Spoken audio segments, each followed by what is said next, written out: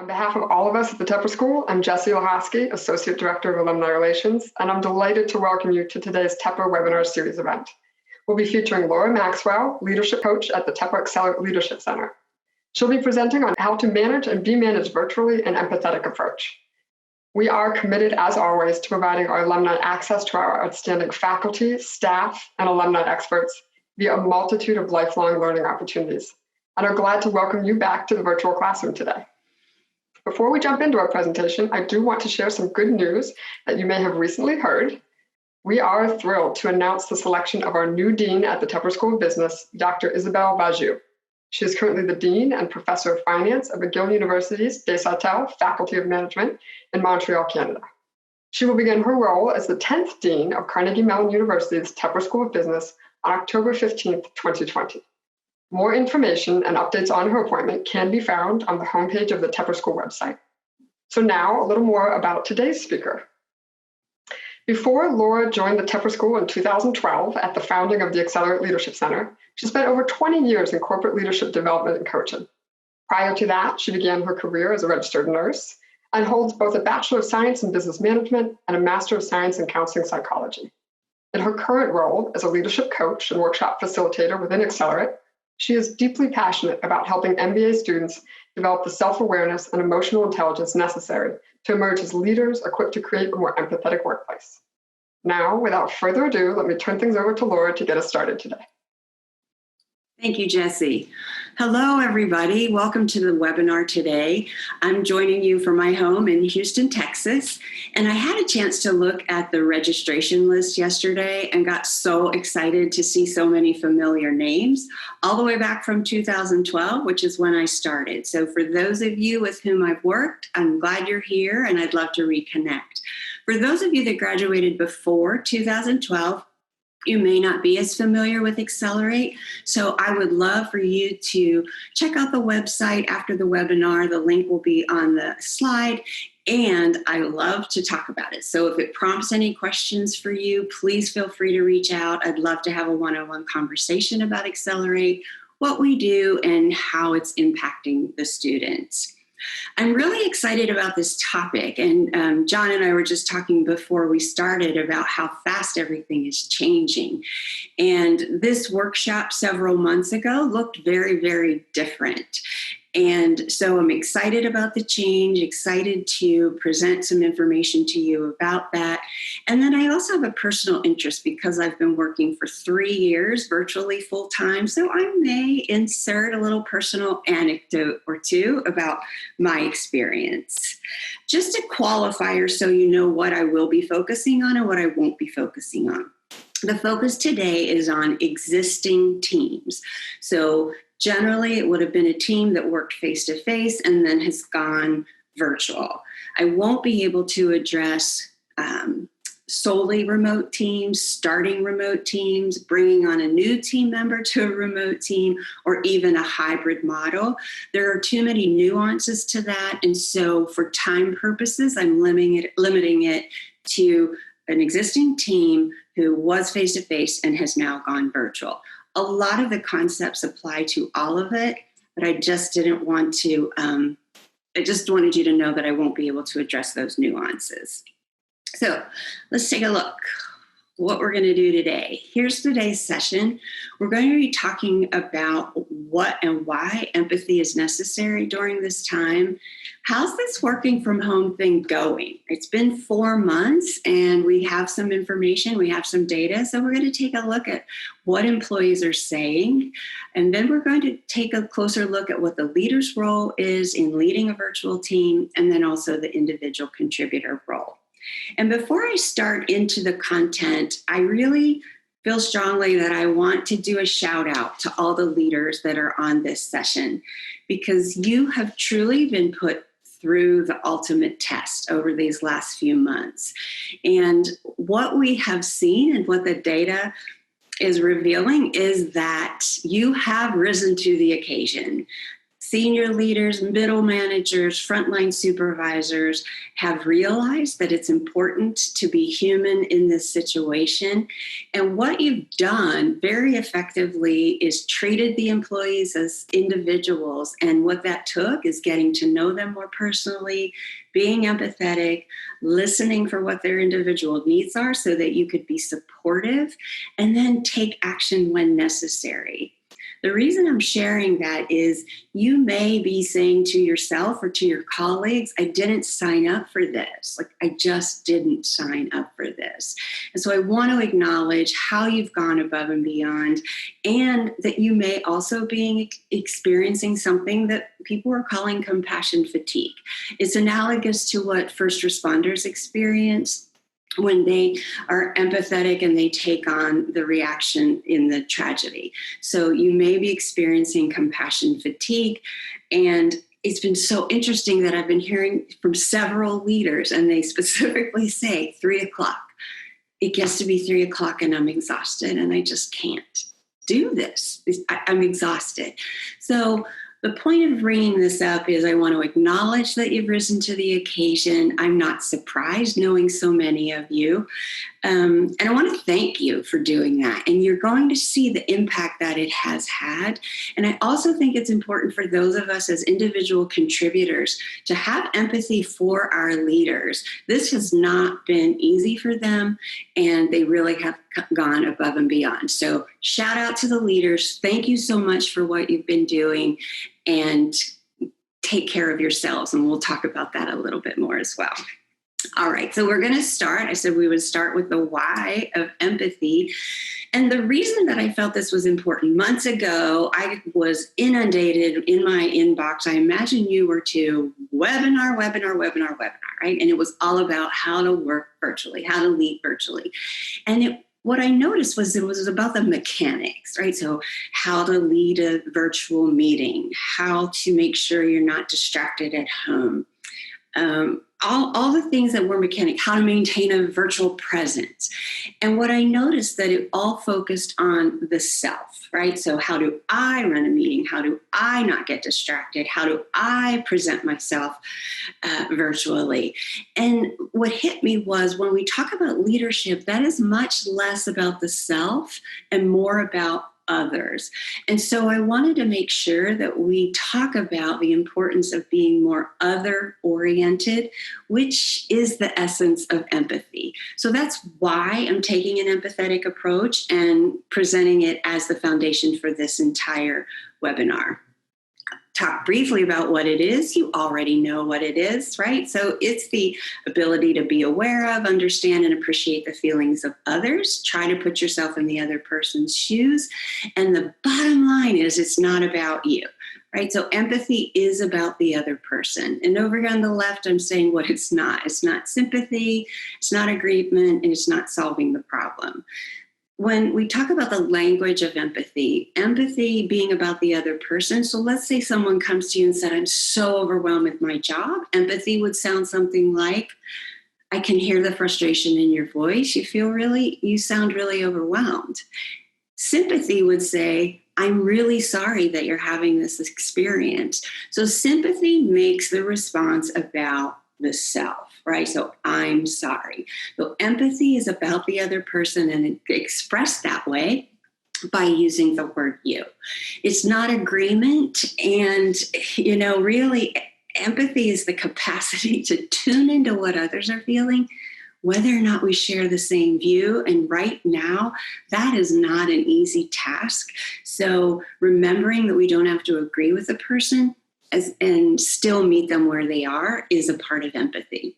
And solving the problem, I just have to say, those of you with whom I've worked, we've probably had this conversation, right? Because so many Tepper students want to solve the problem.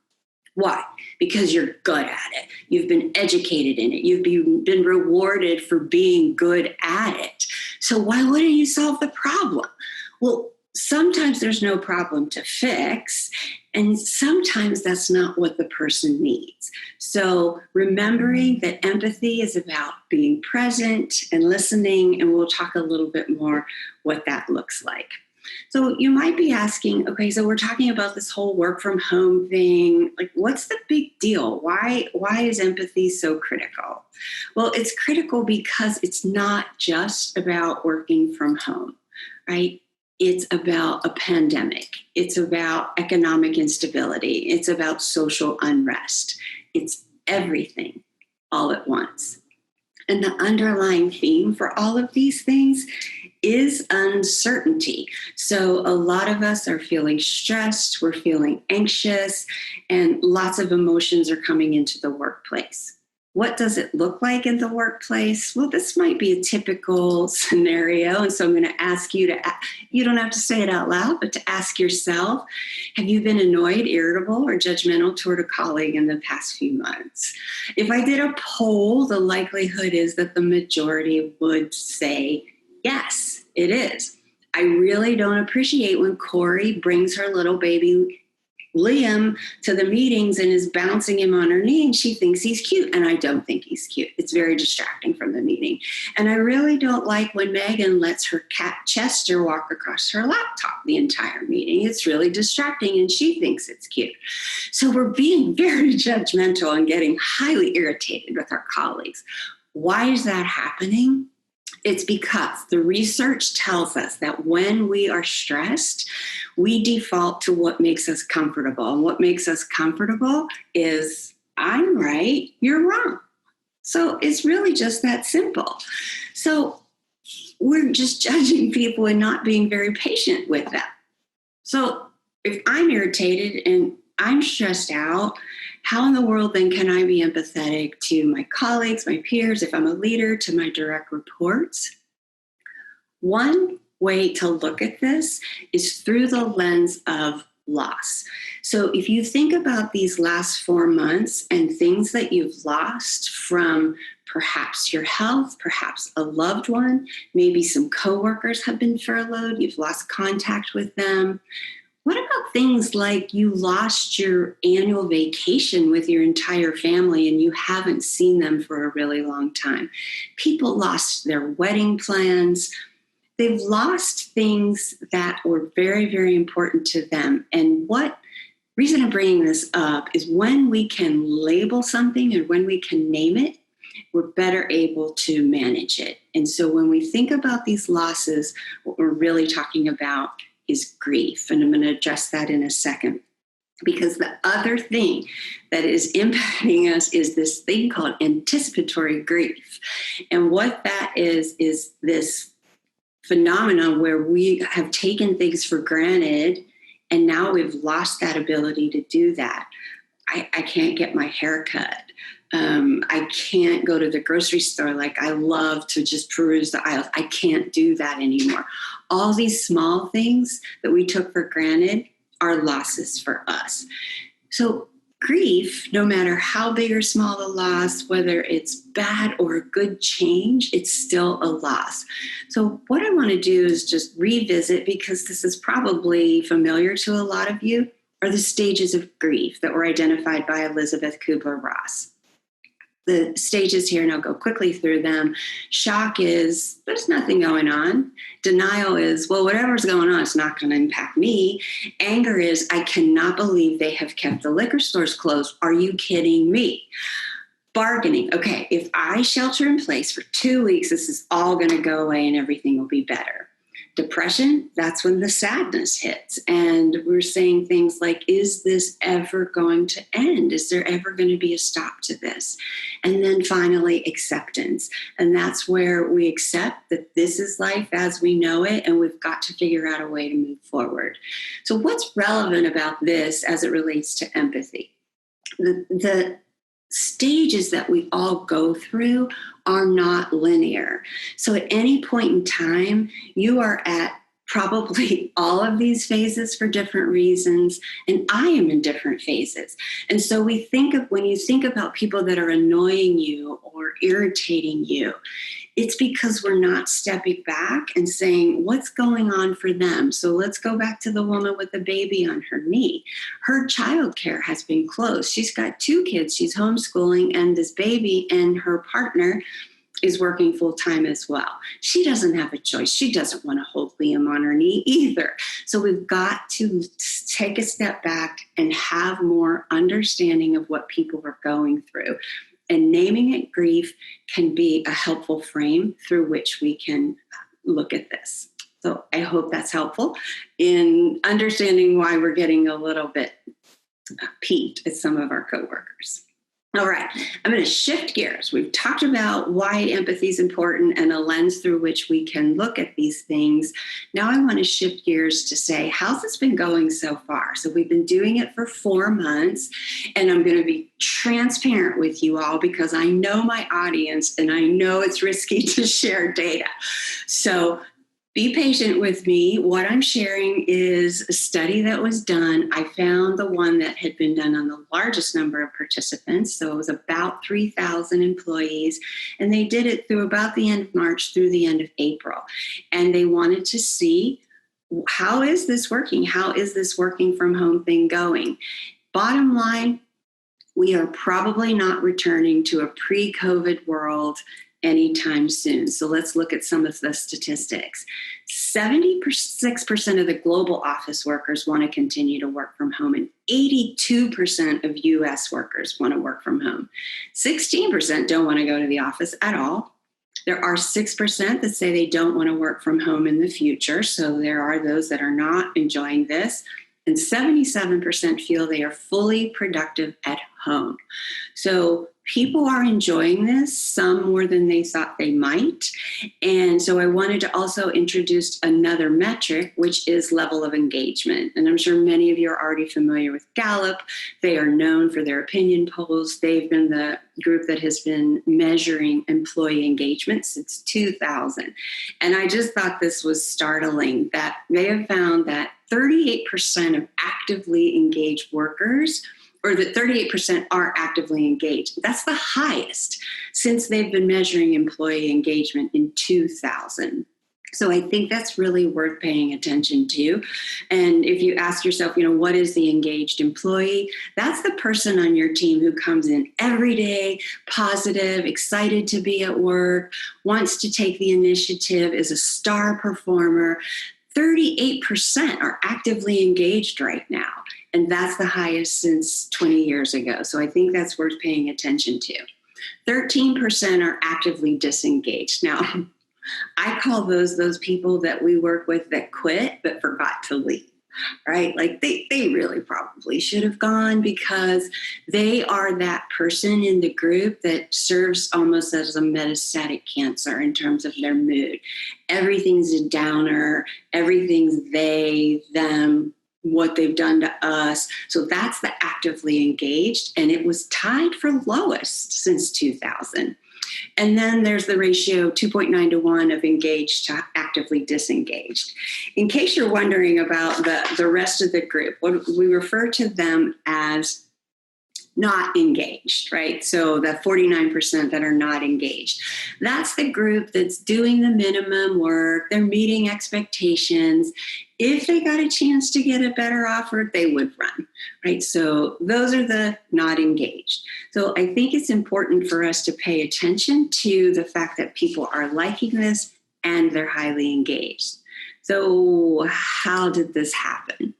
Well, they ask employees what was causing these positive results. A big response is the absence of a commute. So people found that their stress level was way down and that they were given the gift of time by not having a commute. Better communication was so interesting. And then I looked at my own experience of having been virtual. And I remember telling my manager when this started, I feel like I am more well-informed now than I have been for the last 2.5 years. Because when some of the group is in person and some are virtual, all those little chit-chats that happen in the office, there's an assumption made that you informed the virtual person, and it doesn't. The fact that everybody had to do this took the communication up a notch, and people were experiencing the better communication and benefiting from it. They also felt like the organizations have done a really good job with a clear plan of action. They're saying that the organizations have been transparent. They're sharing financial information, what they can share about potential furloughs and layoffs, and the employees have appreciated having this transparency. They also noted, and I thought that this was worth noting as well, people are very grateful for their jobs right now, so they appreciate it. So it's possible that that also gave a positive slant to the responses for why they're satisfied and also why they're so highly engaged.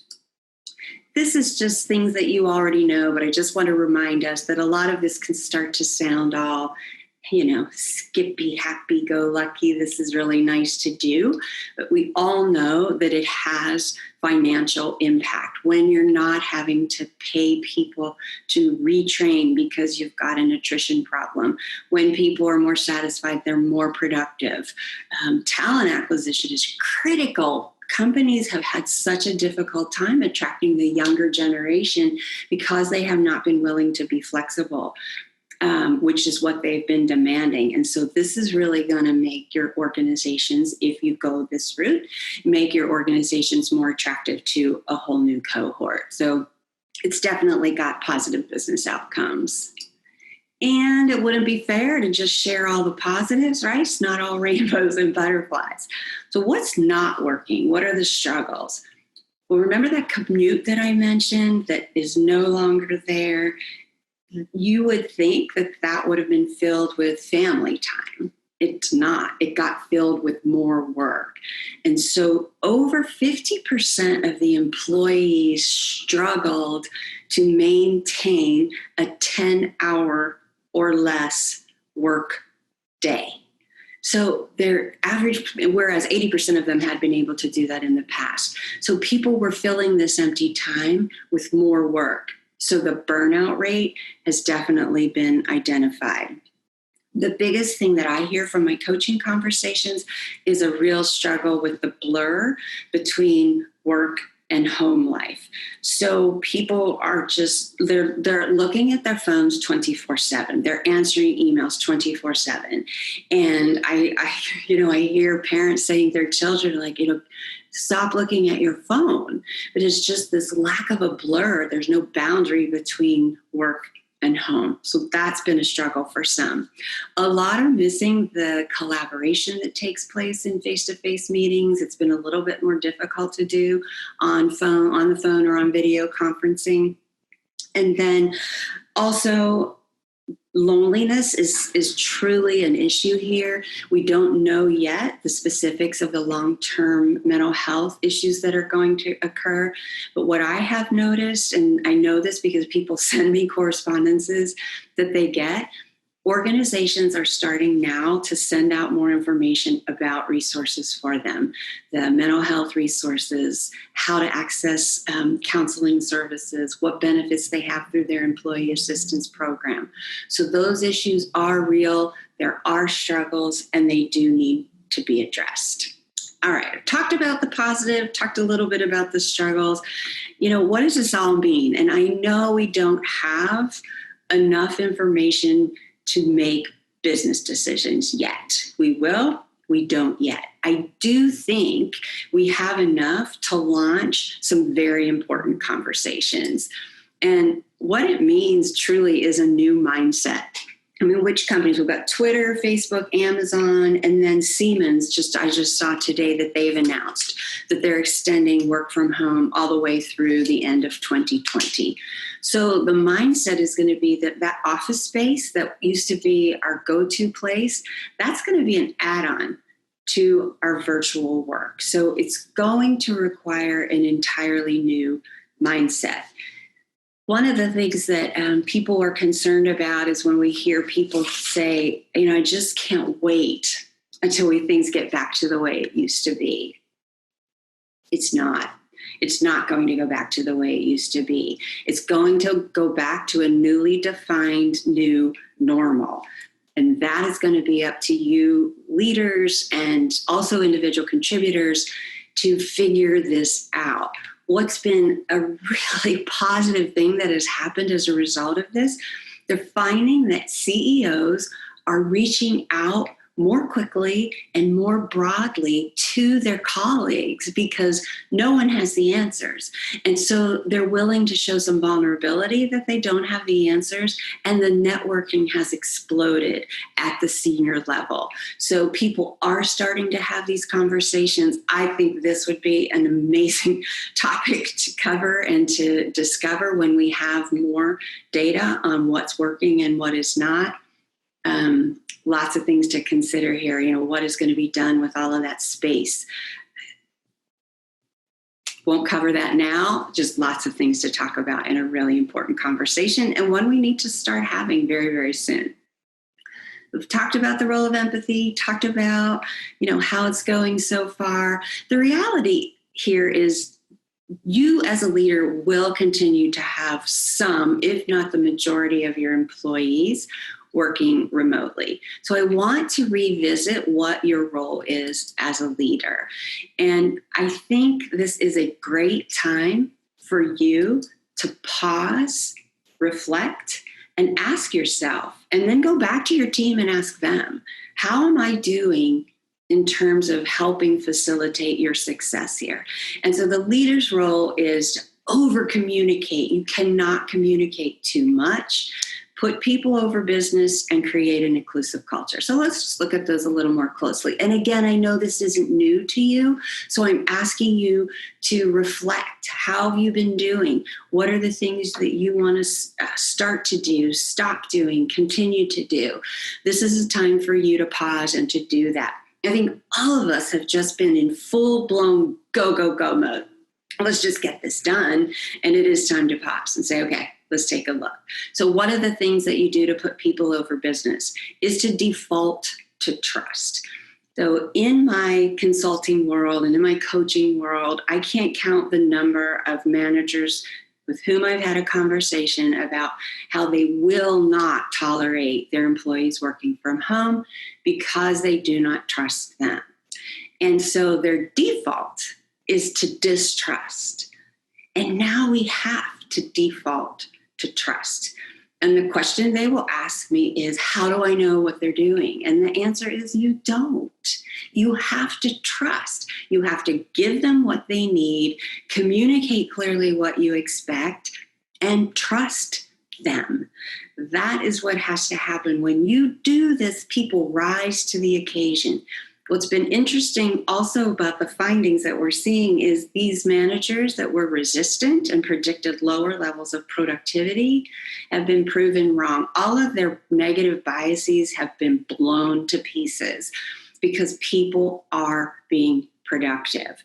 So to do that, you focus on output, right? You don't necessarily have to have things done the way you do them. If you're clear about what the expectations are, that's the focus. Focusing on the output. So an example might be, you heard your employee mention that he just threw in a load of laundry before this meeting. And you just get so irritated because he should not be doing those kinds of things during the workday. Why not? If he is performing, meeting, or even exceeding expectations, why is it not okay that he put a load of laundry in as long as his washing machine isn't going to make a noise during a meeting with you or the client, right? We've got to focus on what's getting done and how it's getting done. Or not how it's getting done, if it gets done.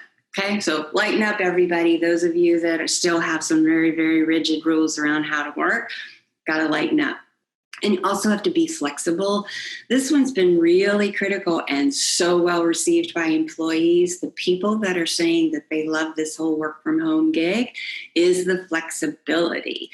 Really important for people that are working and having to have children at home, small children, don't have daycare, don't have preschool, they're trying to homeschool. This has really been a struggle. So those managers that have said, if you need to take off 3 hours in the middle of the day, and then you start and stop in the morning, and then start and stop in the afternoon and evening, you do what you need to do as long as the job's getting done, clients' needs are getting met. You've got to be flexible. So overall, putting people over business, and based on what we've heard so far, the leaders have done just that. The brought the human piece of a leader to the table, and it's being so well received. What else does the leader have to do? Well, create an inclusive culture. And this has been new for a lot of leaders. When I say make time for the check-in, that's the beginning of the meeting that says, how are you doing? What's going on? How's your family? And a lot of leaders are uncomfortable with that. Like, work is work and home is home. Never the two shall meet. They have to meet now. We have to check in. So introducing that personal part at the beginning of the team meeting, a quick go around, how's everybody doing, right? In your one-on-ones, how are you doing? And if they say you don't have to ask me that anymore, then you're good to go. But you need to take that initiative. What's also been interesting for the leaders that they have been showing more vulnerability and offering more about how they're doing, how they're worried about their parents who are in a hotbed of the coronavirus, and really showing some vulnerability. And what the result has been as high levels of trust being built. So make time for the check-in. Set the tone. The research around emotional contagion shows that the leader sets the tone. And I'm sorry to say this to you because I know you already have so much stress. You set the tone. It has a trickle-down effect. So when you come into a team meeting and you're down and you're discouraged and you don't know what's going to happen next, everybody comes down. If a peer comes in that way, nominal effect. You have an exponential impact on how you set the tone. Now, I'm not saying you have to be inauthentic and always be positive. What you do have to do, though, is convey, we can do this. We're all in this together. I value all of you and what you've been contributing. So that's the tone that has to get set. People need hope right now, and it's up to you to set it. So you don't necessarily have to do that little dance that I've pictured there. You do have to set a positive tone. Looking for cues, again, this is that additional piece that's been added to your role. Checking in on people, how are they doing? So, for example, when you're having a video conference meeting and the person that used to be highly engaged isn't putting on her camera anymore, her emails are shortened, you're just getting a sense that things aren't okay. That's your cue. And it is up to you to reach out. Is it up to you to do something about it? No, it is up to you, though, to acknowledge it, empathize, and offer her resources, or find out how you can be supportive. I know this wasn't part of the deal before. It's a whole new world, so you do have to look for those cues. I'm going to talk about tone later. I just want to say, you have to really also, when we talk about empathy, a big part of that is listening. So when you say to someone, how are you doing? And they say, I'm fine. I'm good. That's not fine. That's not good. And so it is up to you to say, I'm not convinced, right? I'm not really convinced that you're doing all that well. You feel like talking about what's going on? No, not really. Okay, that's fine. If you do, I'm here. Or they may want to talk to you. You've got to be tuned into the cues, their tone, their nonverbals, what they're saying, what they're not saying.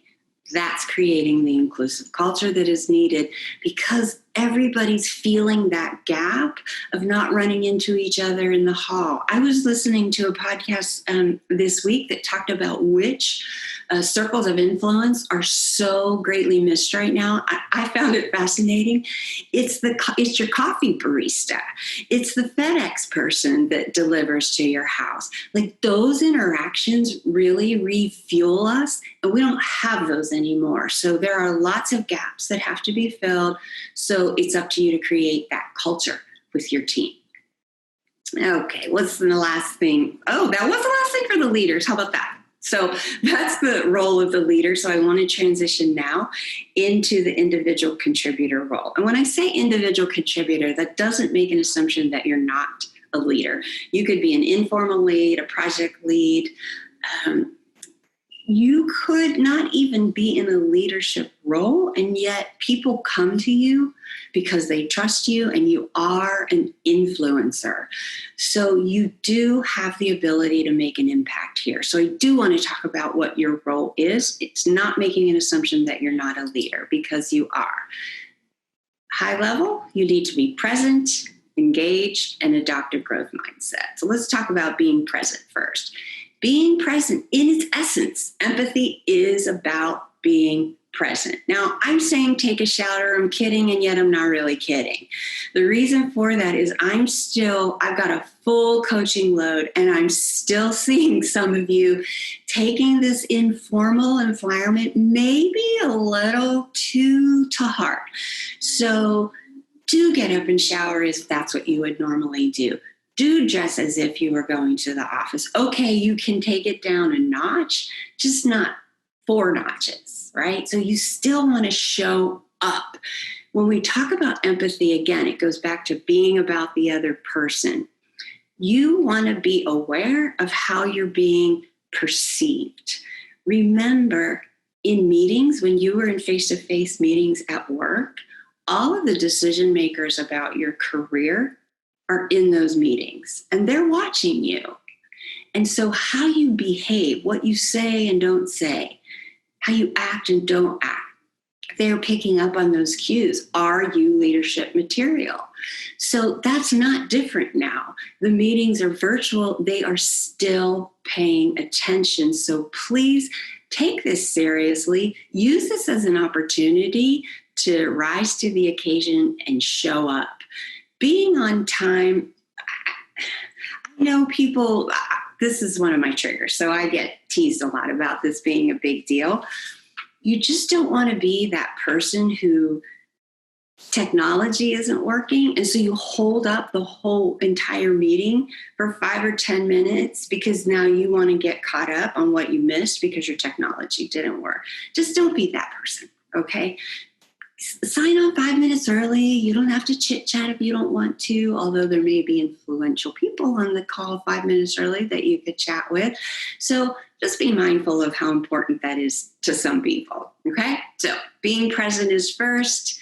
Next is engaging. I'm just going to emphasize participating. Turning on the camera, and you don't have that option today, so it's not about something like this. It's about a meeting where you are expected to engage. I know there are days when we just don't want to be on the camera, and that's okay. You just let everybody know it's just not a day I should be on the camera. That's okay. It should not be your default. Your default should be to be on the camera and show up, because again, people are noticing. You want to ask questions and listen. I love the transparency of students sometimes. A couple of weeks ago, I asked a student if she'd been on a webinar I had just given. She said, yeah, but I got to be honest, I was just totally checked out. I said, well, I love you being able to tell me that. She didn't hear a word I said. Camera off. She was just doing her own thing. If the camera's on, you're more likely to show up. And so you want to ask questions because it shows interest. It shows your interest in others. Again, let's go back. This is not about you. This is about others. So you want to ask questions. If asking questions is an area that you would like to improve in, there's just a great book that I recommend called A Book of Beautiful Questions, and it just frames them very nicely. They're not scripted, but they can give you some prompts if asking questions is difficult for you. I also am hearing a lot that this virtual environment makes it difficult for people who already have a hard time speaking up. So asking questions can be a great way to do that. I read something this week, which I couldn't believe I was reading, and it said, get good at interrupting. And I just thought, oh no, I've spent my whole career telling people not to interrupt. And now we're having to tell people how to interrupt. So this whole virtual world's a whole new set of rules, right? So ask questions and then listen. Listen. We're going to talk a little bit more about listening in a minute. What do I mean by embracing the cheesy stuff? Okay. So you don't have a casual coffee chat in the morning. You aren't going out to lunch every once in a while. So when somebody proposes the virtual happy hour, the eyes roll, they're weird, they're dumb, I don't want to do that. Well, almost everybody doesn't want to do it. It's a way for people to connect and not have to talk about work. So try to show up. I know it's uncomfortable. What I asked a student this week who was complaining about having to do this, it's, well, how did you, do this stuff when it was in person? She said, I didn't like it then either. So I said, then you're just using this virtual platform as an excuse. You just don't like to do this chit-chat stuff. She said, yeah, you're right. So is it that you don't want to do it, or is it that it's uncomfortable virtually? All things that you can get coaching on and that you can build your confidence around. All right, so last thing is adopting a growth mindset. This one is so critical that you view this as an opportunity to grow. I think many of you are probably already aware of the research of Carol Dweck. And what she has identified is two mindsets. There's the fixed mindset that says, my intelligence and my creative abilities are static. They are what they are. I will avoid failure at any cost because this is who I am, and take it or leave it. And then there's the growth mindset, and that's the person that sees everything as an opportunity to grow. Bring it on, bring on change. Yeah, I'm going to mess up. That's how I learn. The research she's done shows that having a growth mindset is a predictor of professional success. So embrace that growth mindset. I have an example, and I'm not going to point her out because she's on the call and I didn't ask for her permission to share this. We were exchanging emails this week, and we were talking about the webinar, and she ended her email with, the learning curve never ends. Hopefully, smiley face. That's a growth mindset. That is an example of somebody who's saying, I don't know, we're going to learn, and hopefully it continues. The other impact it had, it was so positive. That was contagious. So embrace that growth mindset. Take the initiative. I know this is tough. We all have foggy brain. Some people are calling it COVID brain. This is just struggling with what to do. Just remember that your manager's having a struggle too. So please don't wait for him or her to tell you what to do. Take some initiative. Offer to take something off of his or her plate. Just step up, identify a project that you could do that you couldn't have done before because you're not traveling all during the week, right? So now you're at home more and you can focus on this one process improvement area. So take the initiative. And then lastly, be mindful of your attitude, verbally and non-verbally. Just pay attention to your responses, right? And most of these, when they're on the phone, are things like sighs, long periods of silence. On the camera, it's the eyes rolling. Sometimes, and I don't know why we do this, but we forget that people can see us. So when we hear and we think to ourselves, what a stupid idea, and we go, we forget that people can see that.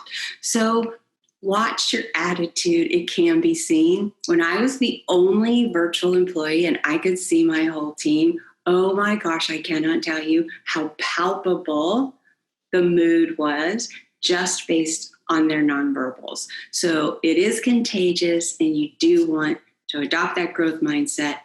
Look at it as an opportunity to grow, take initiative, and be mindful of your attitude. Okay, those are like blitzes, right? We got a peek at empathy. We took a look at how things are going so far, talked about the leader's role, talked about the individual contributor's role. And we started with empathy, and I'm going to wrap with empathy. And it's going to seem really fundamental, but what I've found in my practice in coaching is that what is common sense is often not common practice. So I just want to leave you with a couple of practical tips on what demonstrating empathy looks like. And the reason for that is, especially virtually, unexpressed empathy really has zero value. So if I'm the leader and you're my employee and I'm just really feeling it for you, and I don't say, oh, you sound really discouraged, the employee does not know that I'm hearing them. I have to say that. I have to acknowledge that. So how do you elicit emotions from someone? At the most basic level, asking questions can get people to express their emotions. I'm going to ask you to pay attention to this one. Again, I know it's fundamental. I'm going to challenge you anyway. At the rest of this day, whether you're at home or whether you're talking to people at work, I want you to pay attention to whether or not you are asking closed-ended questions or open-ended. In other words, are you saying, "You doing okay?" That's a yes, no. And 99% of the time you will get a, "Yeah, I'm good." Or are you asking, "How are you doing?" Open-ended. The person can't get away with a yes or a no. They have to say something that's more explicit. So I want you to challenge yourself today. Go pay attention to this. I know there are some consultants on this call, and you know this. It's intrinsic in your DNA, right? Open-ended questions get the client to share. There are times for closed-ended, not when you're trying to understand how someone's feeling. Okay? Then the other critical part, if you get someone to talk, you've got to listen. Those of you that know me well know that I'm exercising a lot of restraint by not talking about listening for an entire hour, because I think this is one of the single most critical business skills is listening.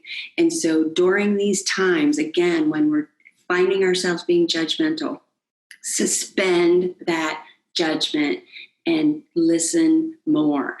Ask a follow-up question. If you're finding yourself judging, ask, "Tell me a little bit more about that." "Oh, how did that happen? What did you think about that?" Ask some questions. Minimize distractions. Please, please, please, if the purpose of the call is for you to be doing the majority of the listening, please put your other devices out of reach. If you have to close your other screen, close it. Right? Because I will have people say, "Oh, I'm sorry, I'm not really looking at it, but I can't help it when, something comes in." Turn it off, because it tells the other person that you're really not present and that you're not listening. Okay. Talk less. If this is an area that is an improvement area for you, I leave with you this gift of this acronym, which is WAIT. Why am I talking? Post it somewhere, right? Remind yourself that there is a reason that you should be listening and not talking.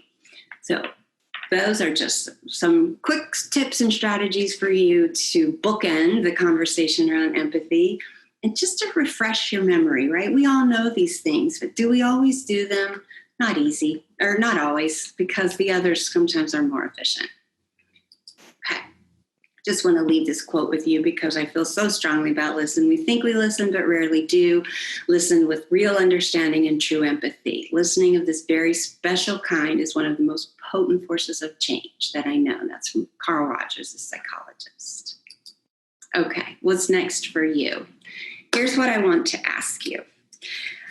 I have been reading interviews of CEOs, and it's been about their experiences over these last couple of months.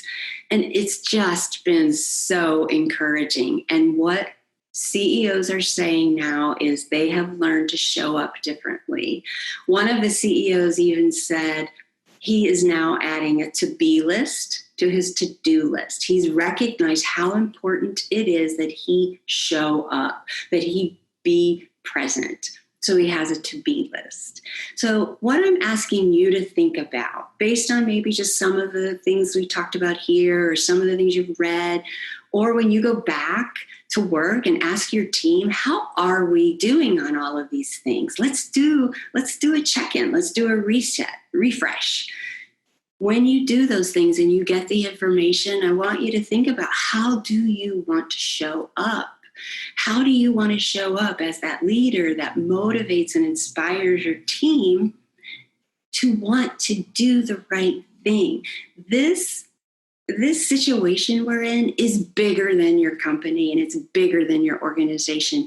And you and your team have the opportunity to impact not just your company, but society. So I'm going to ask you sometime today to look at this. What are some things you want to stop doing? What are some things you want to start doing?